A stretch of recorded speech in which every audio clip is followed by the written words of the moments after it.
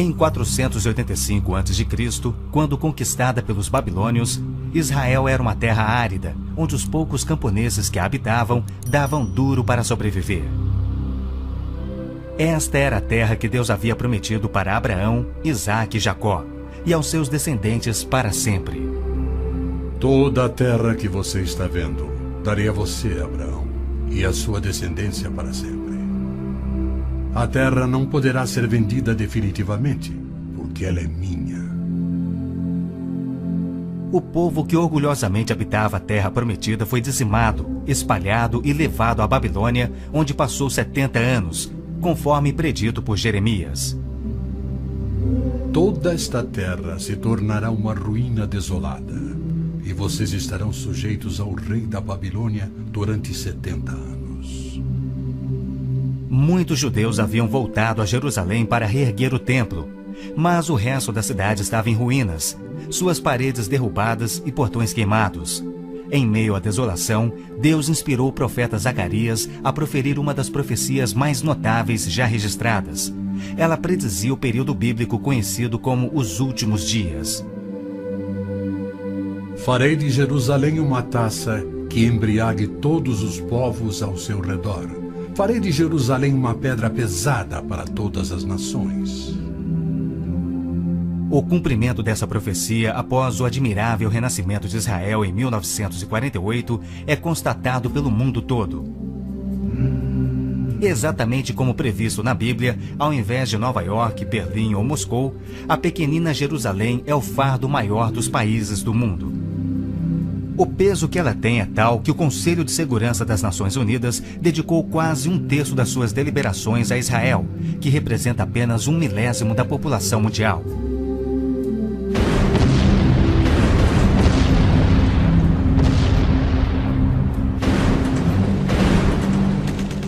Jerusalém não seria o problema número 1 das Nações Unidas se a nação de Israel fosse facilmente intimidada, mas os seus militares são os melhores do mundo.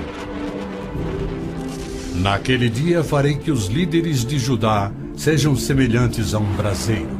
Eles consumirão todos os povos ao redor. O Senhor protegerá os que vivem em Jerusalém.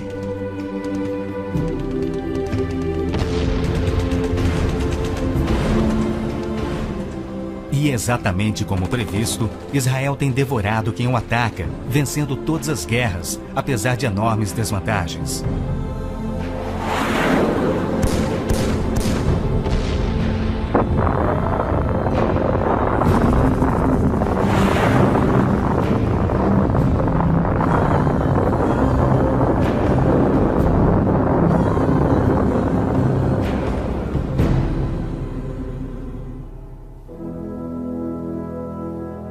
O anjo Gabriel revelou a Daniel que Jerusalém seria reconstruída e que após 483 anos viria o Messias. E que seu próprio povo, o povo de Israel, o rejeitaria e o crucificaria. Que a cidade e o templo ficariam outra vez em ruínas. E foi assim que aconteceu. Depois o ungido será morto e já não haverá lugar para ele. A cidade e o lugar santo, o templo, serão destruídos pelo povo do governante que virá. Jesus entrou em Jerusalém no dia exato da profecia, foi aclamado como Messias e depois rejeitado. Jesus mesmo profetizou: Eu lhes garanto que não ficará aqui pedra sobre pedra, serão todas derrubadas. E serão levados como prisioneiros para todas as nações. No ano 70 DC, exatamente como Cristo previu, os exércitos romanos, sob Tito, saquearam Jerusalém, derrubaram o templo de Herodes e não deixaram pedra sobre pedra. Mais de 1 milhão de judeus foram mortos e o remanescente espalhado pelas nações. Vocês serão desarraigados da terra em que estão entrando para dela tomar posse. Então o Senhor os espalhará pelas nações, de um lado ao outro da terra. Os profetas de Israel também previram o antissemitismo, que perseguiria os judeus por toda parte. Vocês serão motivo de horror e objeto de zombaria e de riso para todas as nações. Espalhados entre as nações, os judeus têm sido odiados, perseguidos e mortos como nenhum outro povo, enquanto a estéril terra de Israel permaneceu de luto. Após sua visita em 1867, o escritor Mark Twain escreveu: Belém, a terra em que os anjos cantaram não é habitada por criatura alguma. A Palestina se recobre de pano de saco e cinzas, desolada e sem beleza. Em outra de suas profecias admiráveis, Jesus declarou: Jerusalém será pisada pelos gentios, até que os tempos deles se cumpram. Jerusalém foi disputada por todos os grandes povos da história. Babilônios a dominaram, depois os medo-persas. Alexandre o Grande tomou a Palestina para os gregos em cerca de 300 a.C. Depois foram os egípcios, seguidos pelos assírios e então os romanos. Invasores islâmicos se apoderaram dela, mas foram depostos nas cruzadas. Mais tarde, os mamelucos islâmicos do Egito a tomaram. Depois, os turcos otomanos reinaram por 4 séculos. E ao longo destes séculos, os judeus ali viveram e sofreram. O pleno cumprimento das profecias bíblicas sobre Israel, Jerusalém e os judeus é a prova incontestável da existência de Deus e da veracidade. Porém, Deus não esquecera das suas promessas. De 1945 a 1948, apesar de um cruel bloqueio naval inglês, 10 navios antigos contrabandearam 70.000 sobreviventes do Holocausto para dentro da Terra Prometida. Nas palavras de um dos sobreviventes: Os velhos navios e a frota britânica eram ameaças menores que a vida na Europa. Pela primeira vez em anos tínhamos um propósito: a criação de um Estado judeu. Milhões de judeus têm voltado a Israel oriundos de mais de 100 países. A existência de Israel hoje, na Terra Prometida, é incontestavelmente uma obra de Deus. Vejam, eu os trarei da terra do norte e os reunirei dos confins da terra. Aquele que dispersou Israel o reunirá. Em novembro de 1947, as Nações Unidas adotaram a sua Resolução 181. Ela dividia a Palestina, dando 18% aos judeus e 82% aos árabes. E tornou Jerusalém uma cidade internacional que, conforme o Vaticano também insistiu, nunca poderia ter domínio judeu. O mundo árabe rejeitou esta resolução e exigiu toda a Palestina. Até hoje, nenhum mapa árabe admite a existência de Israel.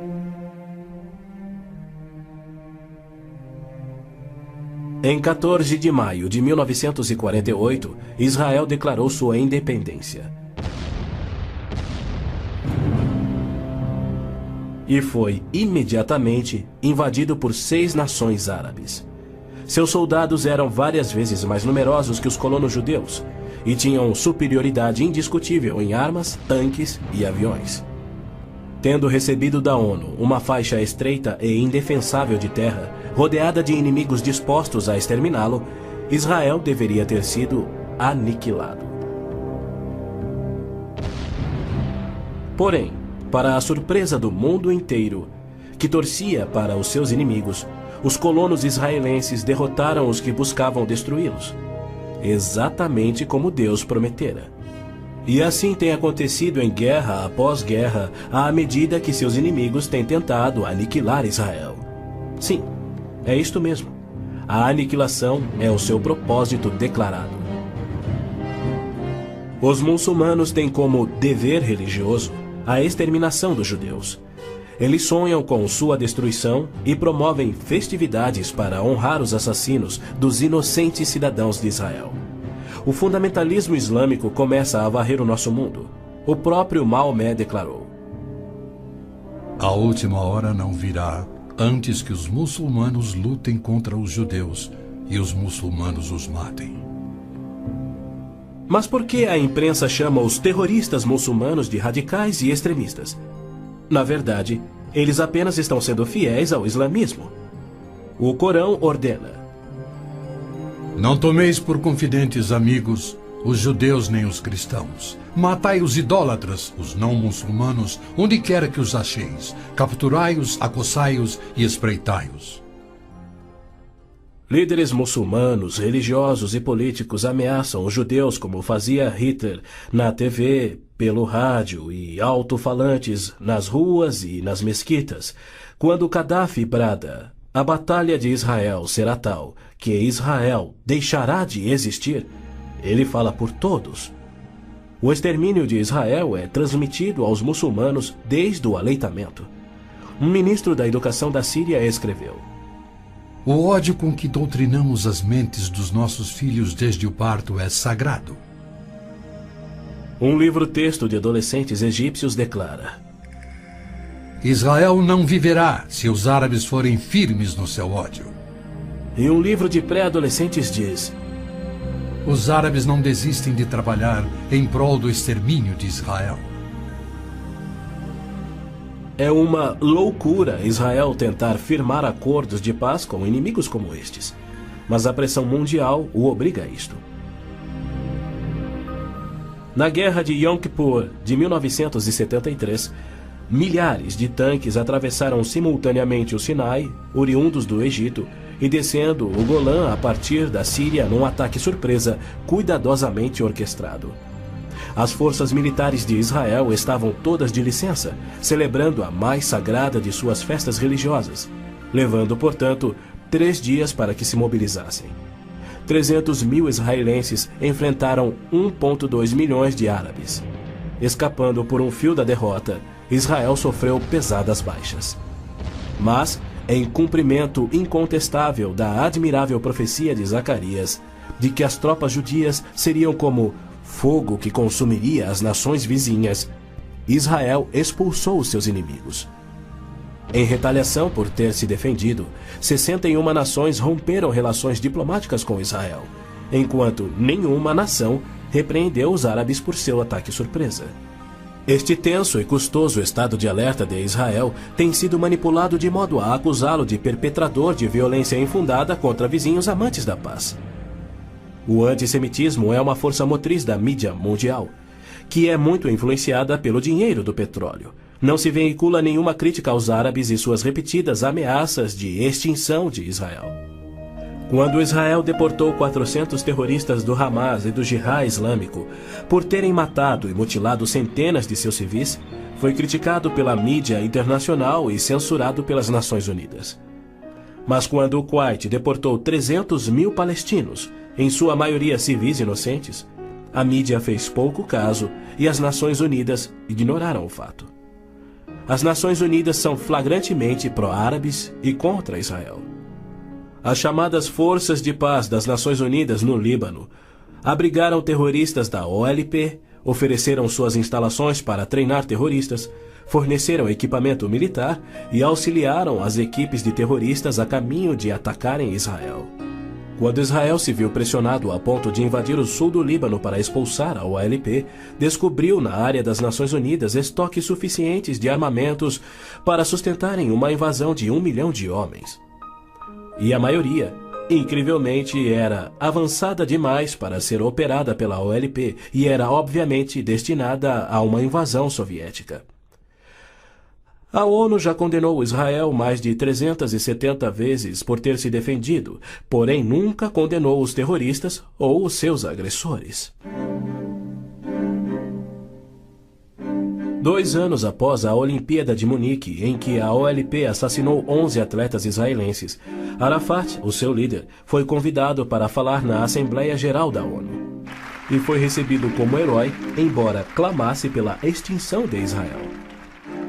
O então secretário-geral da ONU, Boutros Ghali, declarou: os judeus devem abrir mão de sua condição de nação e do Estado de Israel para serem assimilados como uma comunidade do mundo árabe.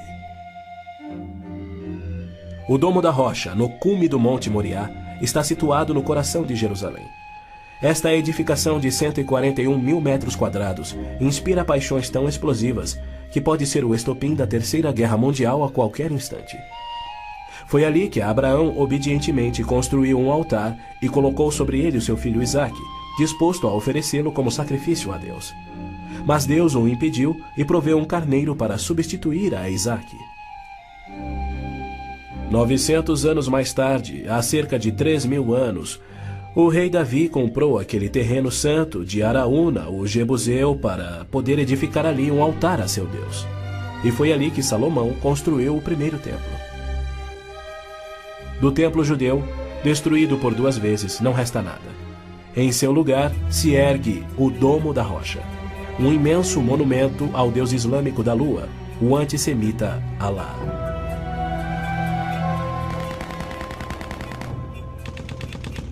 Em 1967, quando Israel capturou o leste de Jerusalém e junto com ele o Monte do Templo, isto parecia contradizer a profecia de Cristo de que Jerusalém seria pisoteada pelos gentios até a sua vinda. Mas, incrivelmente, Israel imediatamente devolveu o Monte do Templo aos cuidados do rei Hussein da Jordânia. Este, por sua vez, o confiou a Yasser Arafat e a sua OLP em 1994. Assim, o coração de Jerusalém está nas mãos de gentios, e as nações dos gentios de todo o mundo exigem o controle. Uma das principais tensões no Oriente Médio, hoje em dia, é a questão do chamado povo palestino. A Organização de Libertação da Palestina, a OLP, liderada por Yasser Arafat desde 1969, alega representar os palestinos. A OLP declara: nosso conflito com o inimigo sionista não surge em função da demarcação de suas fronteiras, mas sim da própria existência de Israel. A OLP, como todos devem saber, é uma organização islâmica de terrorismo. Ela treinou as gangues de assassinos de Idi Amin, que mataram 300.000 cristãos negros em Uganda. Na verdade, a maioria das organizações terroristas em todo o mundo foram treinadas pela OLP. Arafat cometeu seu primeiro assassinato aos 20 anos. Sob sua liderança, a OLP se tornou a maior, a mais rica, a mais violenta e a mais sangrenta das organizações terroristas já conhecidas. Em 1970, a OLP tinha 55 bases na Jordânia, e seu terrorismo contínuo contra os civis jordanianos era tão maligno que o rei Hussein a atacou com suas tropas de beduínos, e após semanas de sangrentas batalhas, expulsou a OLP para o Líbano. Ali, a OLP aniquilou as cidades cristãs de Damur, Beit Malá, Tal Abbas e outras.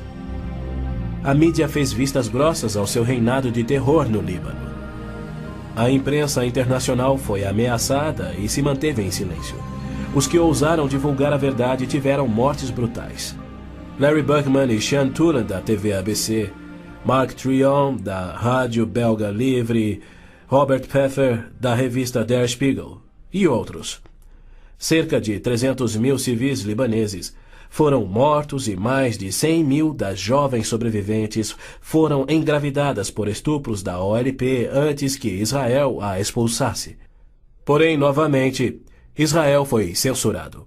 Ladies and gentlemen, Mr. Arafat, Chairman of the Executive Council of the Palestine Liberation Organization, His Excellency Yitzhak Rabin, Prime Minister of Israel, the President of the United States. Quaisquer tratados de paz com a OLP têm como propósito único enganar Israel. O modelo que os muçulmanos seguem hoje foi dado por Maomé. Em 628, ele firmou um tratado de paz de 10 anos com sua tribo Quraysh, em Meca. 2 anos mais tarde, ele atacou Meca, matando os homens e escravizando as mulheres e crianças. Arafat declarou publicamente: em nome de Alá, eu não considero o acordo de paz entre a OLP e Israel mais do que o acordo assinado entre nosso profeta Maomé e a tribo Quraysh. A paz para nós implica na destruição de Israel. O primeiro passo é fingir a paz para ganhar territórios dentro de Israel, de onde possa lançar sua destruição final. Por incrível que pareça, Arafat e seus assassinos da OLP têm sido eximidos e celebrizados pela mídia mundial. Este criminoso, impiedoso e sadista recebeu um prêmio Nobel da Paz e é honrado como campeão da justiça em prol do oprimido povo palestino. Palestinos? Nunca houve palestino, seja povo, nação, língua, cultura, religião ou economia.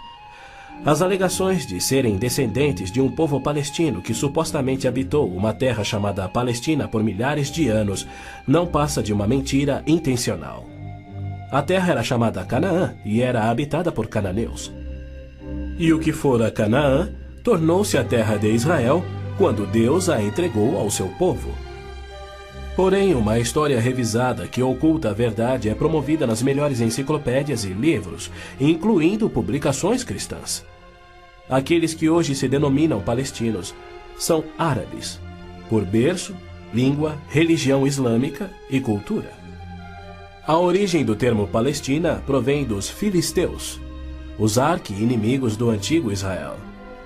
Em 130 d.C., os romanos reconstruíram Jerusalém como uma cidade pagã, tendo um templo de Júpiter no lugar do templo judeu. Provocados à rebelião, 500.000 de judeus foram mortos e milhares escravizados. Os romanos, irados, renomearam a terra de Israel, batizando-a de Síria-Palestina. Assim surgiu o termo palestino. Dali em diante, os judeus que ali viviam foram chamados de palestinos. Na Segunda Guerra, o exército britânico tinha uma brigada palestina composta por voluntários judeus. A Orquestra Sinfônica da Palestina era de judeus, assim como o Palestine Post era um jornal de judeus. Em 1948, árabes fugidos de Israel começaram a alegar que eles eram os verdadeiros palestinos e que a terra de Israel sempre lhes pertencera. E a mídia mundial promove essa mentira. Mas a verdade é que em 1948 os árabes ocupavam meros 3% da Palestina, enquanto que a posse de Israel data de 4.000 anos de quando Abraão adquiriu a caverna Macpela em Hebrom. Ali Abraão sepultou sua esposa Sara, e ali estão enterrados Abraão, Isaque, Rebeca, Jacó e Lia. Em Hebrom, Davi foi coroado rei. É um lugar sagrado para os judeus e não tem nada a ver com os árabes ou com o Islã. E ainda assim os muçulmanos ignoram a presença contínua dos judeus por 3.000 anos e dizem que Hebrom é sua. Construíram uma mesquita e estão determinados a expulsar todos os residentes judeus. Há meio século, o mundo convive com o problema de centenas de milhares dos autodenominados refugiados palestinos da guerra pela independência em 1948. Em mais uma mentira típica, a mídia internacional acusa os judeus de impiedosamente desalojarem a população nativa. Mas, na verdade, foi o alto comando árabe que os instruiu por rádio a deixar rapidamente a Palestina enquanto eles massacrariam os judeus. Uns 350.000 fugiram. Muitos ficaram. Os que ficaram hoje são cidadãos israelenses e atualmente compõem uns 16% do eleitorado de Israel. A Jordânia anexou o território palestino designado pela ONU, expeliu todos os judeus, destruiu as sinagogas judaicas e renomeou de margem ocidental as terras conhecidas por Judeia e Samaria desde os tempos bíblicos.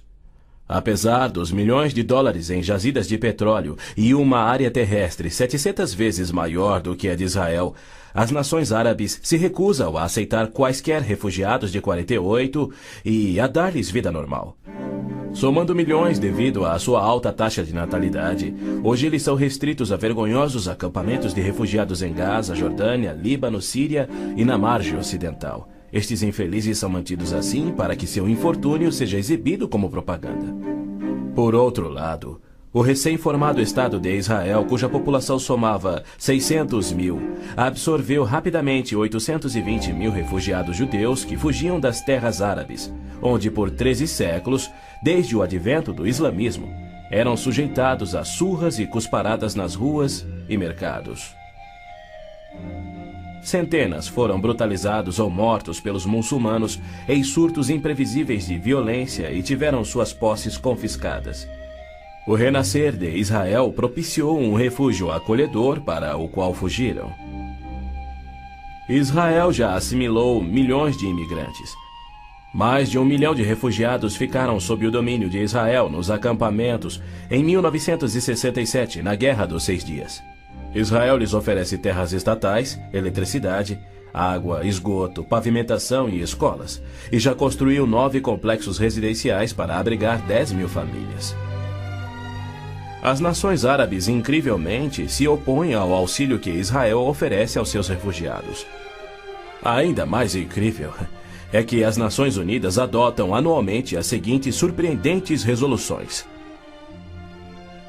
A Assembleia Geral exige que Israel desista da reintegração dos palestinos na faixa de Gaza. A Assembleia Geral conclama novamente a Israel para que se retraia de quaisquer ações destinadas à reintegração dos refugiados palestinos na margem ocidental. Se formos analisar a história, Jerusalém sempre foi a capital de Israel e seus reis. Hoje em dia, cedia ao seu parlamento. Porém, embaixadas estrangeiras se situam em outros pontos. Segundo o ministro das Relações Exteriores do Vaticano, em visita a Israel em 98, a presença de Israel no lado oriental de Jerusalém constituía uma ocupação ilegal. Em março de 1999, Israel foi advertido que a União Europeia não reconhecia a sua soberania sobre Jerusalém. Numa bula papal do Jubileu de 2000, o Papa João Paulo II rejeitou novamente a soberania israelense sobre Jerusalém. Em fevereiro de 2000, o Vaticano assinou um acordo com a OLP, no qual se pedia garantias internacionais de que Jerusalém fosse mantida sob controle internacional. Os maiores inimigos de Israel são o Islã e o catolicismo romano.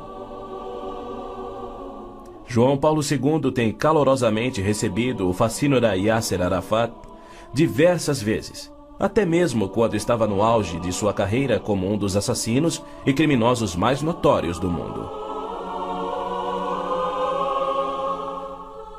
É claro que João Paulo II tem piamente condenado o antissemitismo, como lhe cabe fazer. Porém, ele se limita a se desculpar por atos cometidos por filhos e filhas da Igreja. E ele nunca, jamais, admitiu que os judeus e evangélicos martirizados na Inquisição o foram por política oficial da Igreja e seus papas. Roma insiste até em nossos dias que os católicos e não os judeus são o povo escolhido por Deus. Por exemplo, em 1928, um decreto do Vaticano se referia aos judeus como povo anteriormente escolhido por Deus. Em 1965, o Segundo Concílio do Vaticano declarou: a Igreja constitui o novo povo de Deus. A Roma Católica se denomina a Cidade Santa, a Cidade de Deus, a Cidade Eterna, títulos que Deus deu a Jerusalém. O interessante é que, ao invés de repreender Arafat por sua paixão por aniquilar Israel e suas crenças islâmicas anticristãs, o Papa aceitou seu convite para estar com ele em Jerusalém, celebrando a quem chamou de o nosso Jesus Cristo, entre aspas. Nosso Jesus Cristo? Segundo Arafat, Jesus foi um palestino que lutava contra Israel por sua liberdade, e o Papa apenas sorriu e o abençoou.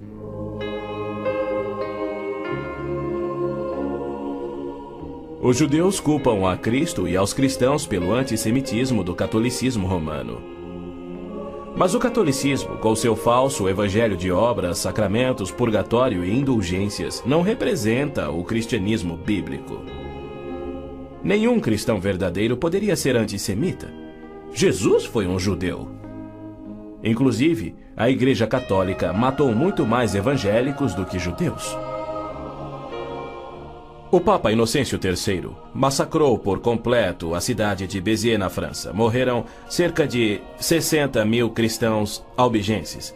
E, segundo o Papa, foi o auge do seu papado. Os exércitos dos papas levaram um século para exterminar os albigenses, e o mesmo destino foi imposto aos valdenses, huguenotes, husitas e outros. No massacre de São Bartolomeu foram chacinados 70 mil huguenotes, mais 200 mil foram mortos depois e 500 mil fugiram da França para salvar a vida. E como estes, há muitos outros exemplos. Hitler não assassinaria os 6 milhões de judeus se os séculos do antissemitismo romano não tivessem preparado o caminho. Em 26 de abril de 1933, Hitler relembrou aos representantes do Vaticano, Bispo Börning e Monsenhor Steinmann, que por 15 séculos Roma considerara os judeus parasitas a serem exterminados, e que ele lhes oferecia uma solução final para o problema dos judeus. Antes de se tornar o Papa Pio XII, o cardeal Eugênio Pacelli, núncio papal da Alemanha, entregou dinheiro do Vaticano a Hitler para formar o partido nazista. Ao se tornar Papa, Pacelli enviou uma mensagem de apoio ao Führer. Ao ilustre Herr Adolf Hitler, Führer e chanceler do Reich alemão. É com grande prazer que recordamos os muitos anos passados na Alemanha como núncio apostólico, ocasião em que fizemos de tudo para estabelecer relações harmoniosas entre a Igreja e o Estado. Agora, suplicamos ainda mais fervorosamente para alcançarmos este alvo. Era 1939 e os abusos de Hitler, bem como suas intenções para os judeus, já eram conhecidos em todo o mundo.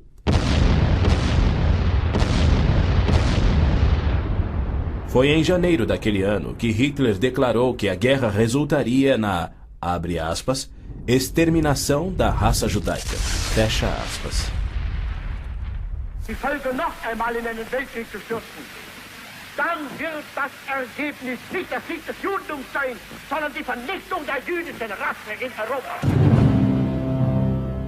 Após 4 anos, em 22 de junho de 1943, enquanto pairava a fumaça de judeus incinerados nos céus da Europa, o Papa Pio XII, em contraposição à promessa de Deus, escreveu ao presidente Roosevelt tentando dissuadi-lo de tornar a Palestina em terra judaica, queimando e saqueando as suas terras.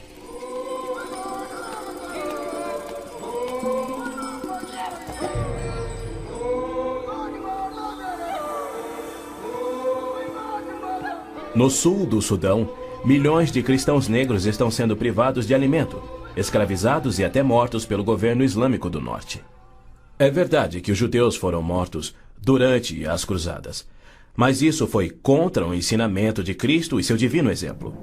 Já os terroristas muçulmanos matam como forma de obediência a Alá, em obediência ao Corão e ao ensino e exemplo de Maomé. Qualquer estudioso muçulmano concordará ser o dever sagrado de todo muçulmano em todas as eras praticar guerra santa o quanto for possível para forçar o mundo inteiro à submissão ao Islã. O Corão mantém mais de 100 versículos sobre lutar e matar neste propósito.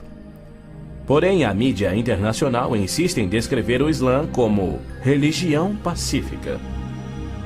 Tony Blair, o premier britânico, classificou o Islã dizendo ser sinônimo da paz, tolerância, além de uma força para o bem. Muitos políticos de destaque no Ocidente têm elogiado o Islã e seus caminhos pacíficos, e líderes religiosos também. Os inusitados atos de guerra praticados por terroristas contra os Estados Unidos em setembro de 2001 resultaram em declarações de políticos que diziam ser necessário distinguir entre terrorismo causado por grupos extremistas, fanáticos, e a religião islâmica em si, que é pacífica. O escritor Tom Clancy disse que o Islã, como religião, não promove a violência. Uma declaração incrível frente aos ensinos contidos no Corão, os de Maomé, e a violência contínua que historicamente caracteriza o avanço do Islã. Esta é a visão romântica do Islã que encoraja o terrorismo.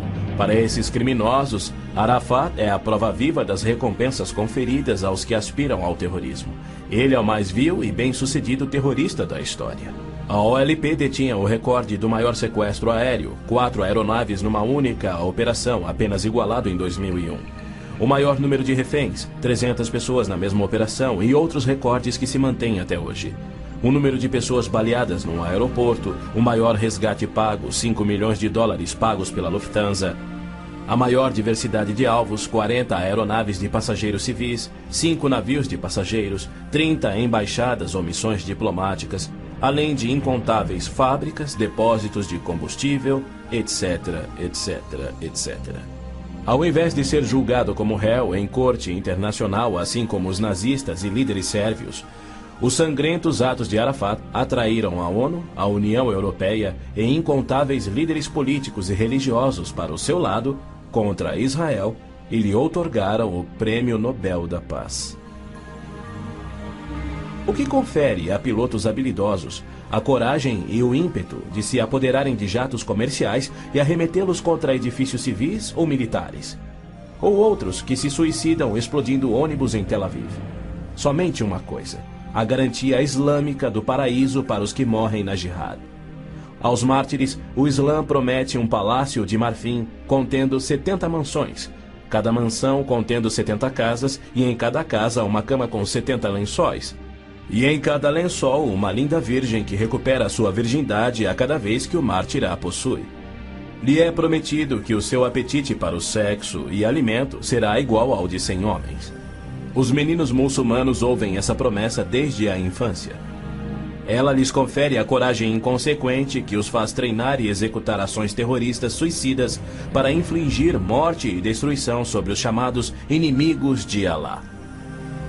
Quando este mundo reconhecerá que o Islã é que é o culpado? E quando os muçulmanos que desprezam o terrorismo perceberão estarem seguindo uma religião terrorista, conforme a história comprova? Os muçulmanos têm continuamente se torturado, se combatido e se matado. Nos 8 anos de guerra entre o Irã e o Iraque, foram usados milhares de toneladas de gás venenoso e as mortes somaram mais do que as da Primeira Guerra Mundial. Nos territórios da OLP tomados de Israel, não há liberdade de consciência, de expressão, de religião ou de imprensa e nem voto democrático. E isto caracteriza todos os países islâmicos. Na Arábia Saudita, no berço do islamismo, não se admitem judeus. Cidadania é privilégio muçulmano. É vedada a construção de templos que não sejam islâmicos e, segundo a lei universal do islamismo, a pena de morte é oficial e é destinada ao muçulmano que se converte a qualquer outra religião. Não se pode carregar uma Bíblia nas ruas da Arábia Saudita ou realizar estudo bíblico em seu próprio lar. Mas o Islã é a religião que mais cresce no Ocidente. Na Inglaterra, congrega-se mais em mesquitas do que em templos cristãos. Da mesma forma, muitas mesquitas nos Estados Unidos têm contato com bases secretas de treinamento terrorista para que a Jihad faça da América um país islâmico. O Islã rejeita o Deus da Bíblia e nega a divindade de Cristo ou que ele morreu por nossos pecados, alegando que um discípulo sósia tomou o lugar de Cristo na cruz e que Cristo foi levado vivo ao céu e que deverá voltar a esta terra para morrer um dia. O cristianismo deve ser subjugado pela força. O Corão diz: matai os idólatras, os não muçulmanos. Onde quer que os acheis, espreitai-os. Combatei aqueles que não creem em Alá. Observem bem, assim é o Islã. Porém, segundo Robert Schuller, se ele voltasse daqui a 100 anos e descobrisse que seus descendentes eram muçulmanos, ele não se importaria. Ele pregou sua mensagem de Natal em 99 na grande mesquita de Damasco, segurando a mão do grão mufti islâmico. Mais tarde, quando entrevistado por Larry King, Schuller disse animadamente ter sentido a afinidade espiritual além de uma concordância de fé e filosofia, e se referia a esse líder muçulmano anticristão. A Bíblia diz que Deus deu a terra prometida ao seu povo escolhido, os judeus. Já o Islã diz que Alá deu estas terras aos árabes. Assim se desdobra um tremendo conflito entre o Deus de Abraão, Isaque e Jacó, que ama os judeus, e o Deus de Maomé, que odeia os judeus e pede a sua destruição. O conflito real não é entre judeus e árabes, mas entre o Deus da Bíblia, cujo nome é Javé, e o Deus do Corão, chamado Alá. 12 vezes no texto bíblico Deus refere-se a si mesmo como o Deus de Abraão, o Deus de Isaque e o Deus de Jacó. Então, Javé declarou a Moisés: diga aos israelitas, O Senhor, o Deus dos seus antepassados, o Deus de Abraão, o Deus de Isaque, o Deus de Jacó enviou-me a vocês. Esse é o meu nome para sempre, nome pelo qual serei lembrado de geração em geração. É Satanás que tem inspirado 3.000 anos de antissemitismo. Se os judeus fossem destruídos, o Messias não poderia nascer. Mesmo após a vinda de Cristo, se Satanás destruísse os judeus, Javé seria um mentiroso, incapaz de cumprir sua promessa de restaurar a terra a Israel, para que dali Cristo reinasse no trono de Davi na sua segunda vinda. A integridade de Deus tem a ver com a sobrevivência de Israel. Embora não conste uma única vez no Corão, há mais de 800 menções de Jerusalém na Bíblia. Dela é dito repetidas vezes ser o local em que Javé, o Deus da Bíblia, estabeleceu o seu nome para sempre. Yasser Arafat alega que Jerusalém tem sido uma cidade árabe há milhares de anos, quando na realidade ela nunca o foi. Em julho de 1889, constou no jornal Pittsburgh Dispatch que, dos 40.000 habitantes de Jerusalém, 30.000 eram judeus e a maioria do restante era cristã. Quando Israel declarou sua independência em 1948, havia 100.000 judeus vivendo na Jerusalém antiga. Ela foi fundada há 3.000 anos por Davi, o grande rei de Israel, e se manteve uma cidade judia desde então. Não é à toa que mais de 40 vezes a Bíblia se refere a Jerusalém como sendo a cidade de Davi. Ali Deus estabeleceu o trono de Davi para sempre. E naquele trono, o Messias, descendente de Davi, deverá reinar sobre Israel e o mundo. O Senhor Deus lhe dará ao Messias o trono de seu pai Davi, e ele reinará para sempre sobre o povo de Jacó. Jerusalém é um cálice de tontear porque líderes mundiais rejeitam o Deus bíblico e seu plano de paz para Jerusalém e o mundo. A insistência do Vaticano e da ONU de que Jerusalém deve ser uma cidade internacional e dos muçulmanos que dizem que ela lhes pertence constituem desafios ao Deus de Abraão, Isaque e Jacó, assim como a paixão muçulmana pela destruição de Israel. As nações muçulmanas estão se armando com mísseis capazes de portar ogivas químicas e biológicas, além de nucleares. Certamente não são armas de defesa. Todo mundo sabe que tem um propósito único: chover morte e destruição sobre Israel. A Síria já fabricou milhares de ogivas químicas, tem vastos estoques de armas biológicas e triplicou seu poderio militar e aéreo desde a Guerra de Yom Kippur em 1973. Israel também tem armas nucleares, atualmente posicionadas em modernos submarinos, e certamente não seria vencido sem utilizá-los. Era a isto que Cristo se referia quando, numa surpreendente profecia que antevia os armamentos modernos, ele alertou sobre uma destruição tão incrível que, se ele não intervisse para interrompê-la, não restaria vida na Terra? E se aqueles dias não fossem abreviados, ninguém sobreviveria. Ninguém sobreviveria. O Armagedon é tema frequente nas profecias bíblicas. A Bíblia descreve com clareza os eventos que anteciparão o Armagedon. Milhões de judeus já voltaram a Israel depois de serem espalhados entre as nações. Eles reconstruíram Israel a partir do nada e sentem-se seguros com uma falsa paz. Com a progressão do processo dessa falsa paz, os árabes matam e queimam as casas dos árabes que suspeitam estar cooperando com Israel. Terroristas muçulmanos que matam judeus são honrados nos países árabes. Ruas e feriados recebem os seus nomes. Na virada do milênio, o Prêmio Palestino de Cultura foi outorgado a Abu Daud por seu livro, no qual descreveu como planejou e executou o assassinato de 11 atletas israelenses nas Olimpíadas de Munique em 72. Ainda assim, os israelenses seguem sonhando em alcançar a paz com aqueles que juraram exterminá-los. Logo a seguir, virá aquilo que Jeremias chamou de o tempo da angústia de Jacó.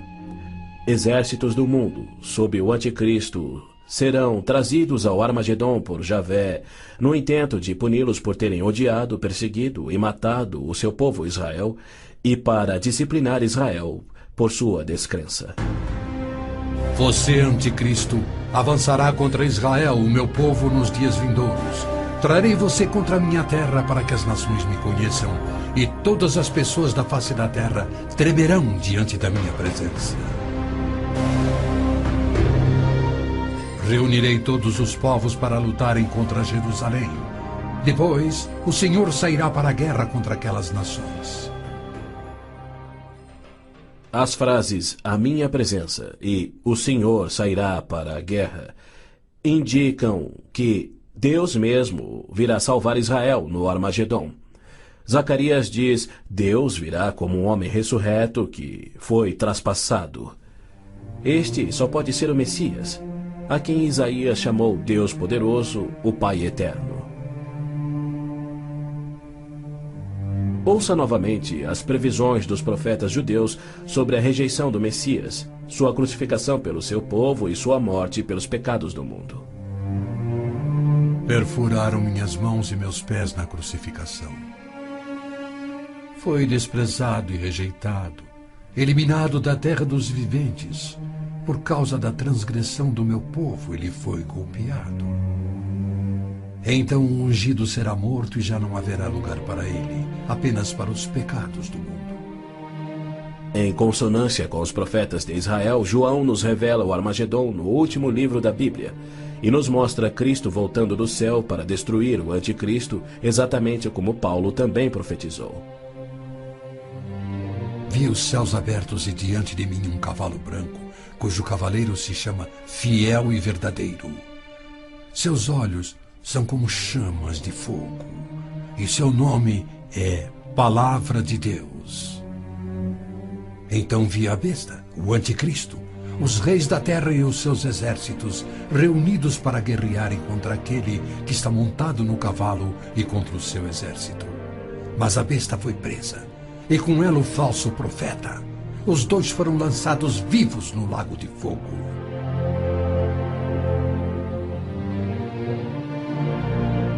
Antes do Armagedom, o anticristo irá confirmar um pacto de 7 anos, garantindo uma falsa paz entre árabes e judeus. Prometerá segurança a Israel, permitirá que Israel reconstrua o templo e reinicie os sacrifícios de animais, após um intervalo de mais de 1900 anos. O anticristo quebrará seu pacto, cessará os sacrifícios, colocará a sua imagem no templo, declarando ser Deus e exigindo ser adorado. Os que se recusarem morrerão. Com muitos ele fará uma aliança que durará uma semana. No meio da semana ele dará fim ao sacrifício e à oferta. Então será revelado o homem do pecado, chegando até a assentar-se no santuário de Deus, proclamando que ele mesmo é Deus. Foi-lhe dado poder para fazer que fossem mortos todos os que se recusassem a adorar a imagem. A que semana Gabriel se referia? Quando isso acontecerá? Ele disse a Daniel que após 70 semanas ou 490 anos, toda a profecia se cumpriria, Israel seria restaurado e jamais voltaria a desonrar a Deus. No final das primeiras 69 semanas de anos, ou seja, 483 anos, o Messias viria e seria morto. O tempo seria contado a partir da data em que o rei da Babilônia concedeu a autorização para a reconstrução de Jerusalém. A partir da promulgação do decreto que manda restaurar e reconstruir Jerusalém, até que o ungido, o líder, venha, haverá 7 semanas e 62 semanas. Neemias diz ter recebido autorização para a reconstrução de Jerusalém no mês de Nissan do 20º ano do rei Artaxerxes, ou seja, em 445 a.C. No domingo, 6 de abril de 32 DC, dia em que se completavam exatos 483 anos, hoje o chamado Domingo de Ramos, Jesus entrou em Jerusalém. Não num cavalo branco, conduzindo uma insurreição contra Roma, como os autoproclamados messias tentaram e os judeus queriam, mas num jumento, humildemente trazendo a salvação dos pecados, conforme Zacarias havia predito. Alegre-se muito, cidade de Sião. Exulte, Jerusalém. Eis que o seu rei vem a você, justo e vitorioso, humilde e montado num jumento, um jumentinho, cria de jumenta. Foi no dia 10 de Nissan, que era o dia em que os cordeiros pascais eram tirados do rebanho, que Jesus entrou em Jerusalém e apresentou ele mesmo ao seu povo. 4 dias mais tarde, quando Israel sacrificava os cordeiros, ele, o Cordeiro de Deus, cravado numa cruz, se entregou pelos pecados do mundo, cumprindo a profecia de Moisés.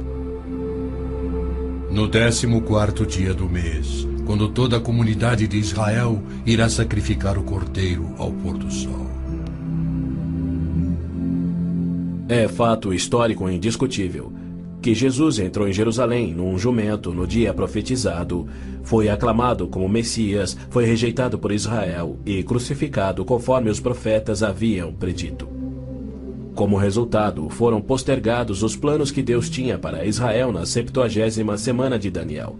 Hoje vivemos na época que Cristo chamou de Tempos dos Gentios, pois Jerusalém é uma cidade internacional dominada por não-judeus. E Cristo tem construído a sua igreja, composta tanto por judeus quanto gentios que creem em seu nome.